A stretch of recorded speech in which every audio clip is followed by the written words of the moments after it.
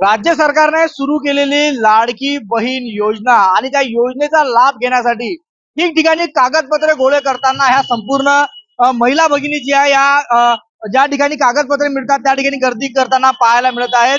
लाडकी बहीण योजनेमध्ये महाराष्ट्रातील प्रत्येक लाडक्या दिदीला महाराष्ट्र सरकारकडून 1,500 रुपयाची मदत जी आहे या ठिकाणी केली जाणार आहे आणि त्यासाठी लागत असलेला अधिवासाचं प्रमाणपत्र असेल, उत्पन्नाचा दाखला असेल, तत्सम कागदपत्र गोळा करण्यासाठी संपूर्ण बहिणी ज्या आहेत त्या गेल्या काही दिवसापासून घराबाहेर पडलेल्या आहेत. लवकरात लवकर या योजनेचा लाभ मिळवण्यासाठी आपण संपूर्ण अर्ज प्रक्रिया जी आहे ती पूर्ण केली पाहिजे. या अनुषंगानं हे संपूर्ण महिला जे आहेत आपल्या घरातील प्रमुख व्यक्तींना घेऊन बाहेर पडलेल्या आणि कागदपत्रांची गोळाबेरीज करून या योजनेचा लाभ कुठेतरी मिळाला पाहिजे यासाठी या संपूर्ण महिला ज्या या ठिकाणी गर्दी करताना पाहायला मिळतात. या बाजूला देखील आपण पाहू शकतो सध्याही ह्या महिला या ज्या ठिकाणी कागदपत्र मिळतात त्या ठिकाणी मोठी गर्दी करून आलेल्या आहेत. मात्र अजूनही गावामधून ग्रामीण भागातून मोठ्या संख्येत महिला भगिनी जी आहेत ते जत्तेच्या जत्ते शहराकडे येत आहेत आणि काहीही करून ऑनलाईन प्रक्रियेदरम्यान हा आपला अर्ज या ठिकाणी सरकार दरबारी जमा झाला पाहिजे आणि या लाडक्या योजनेचा आपल्याला लाभ भेटला पाहिजे हा उद्देश घेऊन या संपूर्ण महिला घराबाहेर पडलेल्या आहेत. त्यामुळे लाडके बहीण योजनेचा